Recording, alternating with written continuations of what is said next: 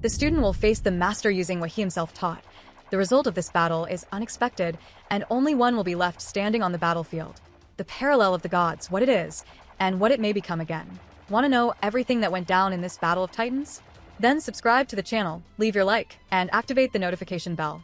This dives into the world of Dragon Ball in a way we can't even comprehend yet, but it's slowly being implemented. All this concept of succession of a Hakushin and what it would be like, what is really needed for it. And here comes the question. Why does Beerus already consider Vegeta as a candidate, while for Goku to be called and officially accepted by him, he needed to accept his Saiyan side? His own pride? Man, this was a brilliant move.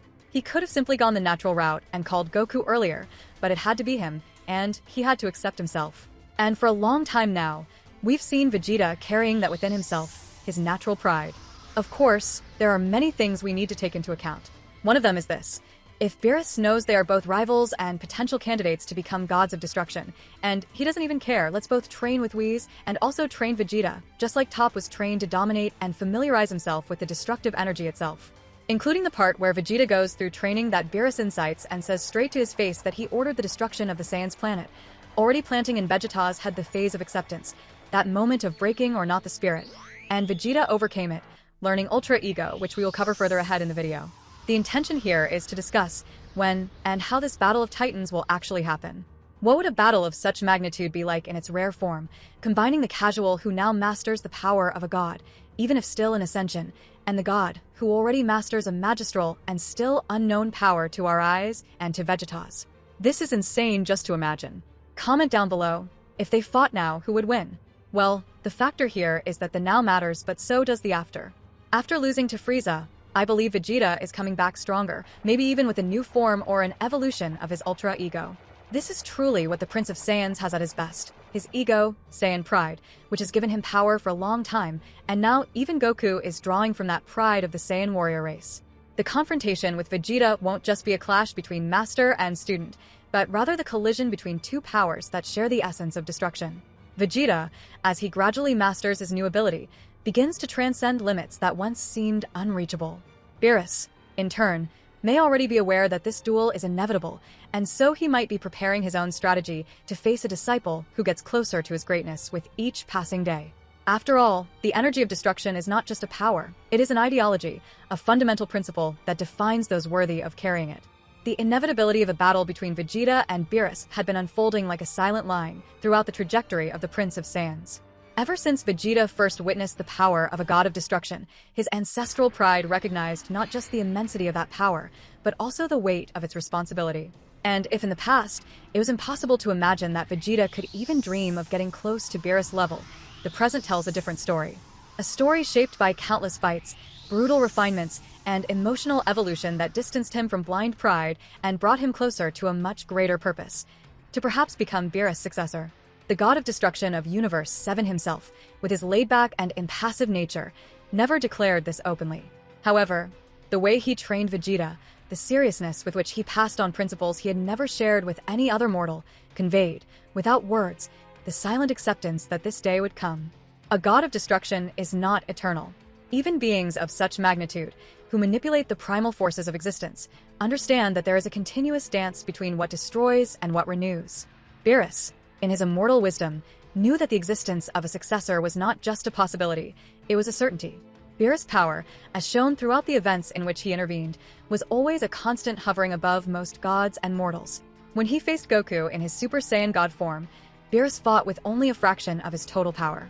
Even in the moments when he fought against other gods of destruction, as briefly seen in parallel conflicts, his ability to dodge with elegance and respond with lethal force showed that he wasn't just strong, he was a master of the art of destruction. His speed, combined with the ability to nullify attacks with a touch of Hakai, made him practically invulnerable in direct confrontations. However, there were nuances in his style that, to trained eyes like Vegeta's, could be interpreted as small openings. His inherent laziness, the tendency to underestimate opponents, and the reluctance to go beyond what is necessary revealed space to be surpassed, not by brute force, but by strategy, tenacity, and absolute mastery of destructive energy. Vegeta, shaped by scars from battles against enemies like Moro, Granola, and Gas, was at his physical and mental peak. His evolution with Ultra Ego would take him to a level where destructive energy was not only used but deeply understood. Unlike Ultra Instinct, which required emptying emotions and thoughts, Ultra Ego fed on pure instinct, the acceptance of pain, the thirst for battle in its most primitive and pure state. Vegeta learned that every blow taken while using Ultra Ego was not a weakness, but a catalyst that made him stronger, directly fueling his destructive power. However, his initial version of this technique was incomplete. Although capable of briefly matching devastating opponents, Vegeta was constantly brought down by his tendency to exceed his own limits, betting everything on bursts of power that left him vulnerable. Beerus, observing this, intervened subtly but decisively. He introduced Vegeta to a new way of manipulating destructive energy, not just as a reactive fuel, but as a conscious extension of his very being. This new teaching consisted of infusing the energy of destruction into his own cells, transforming every atom of his body into a vessel of explosive power. Instead of hurting himself to grow, Vegeta would learn to renew himself amidst destruction, absorbing the ruin around him and converting it into raw energy. No longer a warrior who grew only through endurance, but a being that constantly rebirthed in the middle of chaos. The process of mastery was brutal. Vegeta had to submerge into fields where destructive energy corroded everything incessantly, where even time seemed to collapse and remain there motionless, allowing destruction to pass through him. For days, weeks, months in terms of sensory perception, he was stripped of all natural defense, forced to reshape his essence to coexist with that energy without being consumed. When he finally emerged from that training, Vegeta was no longer the same. His aura of destruction pulsed in a denser and more controlled way. The violet flames that once exploded in fury now danced around him with the serenity of a god. It wasn't just Ultra Ego. It was a new iteration, the transcendent Ultra Ego, where destruction and rebirth occurred in synchrony. Only with this new form could Vegeta now even rival Beerus in a much more concrete way, using only what we've seen because based on what we haven't seen, we have no foundation to replicate something like that. So the video would end right here, because I believe 100% of Beerus would be a gigantic peak, and we're still far from seeing that in all its grandeur. But the challenge would be monumental.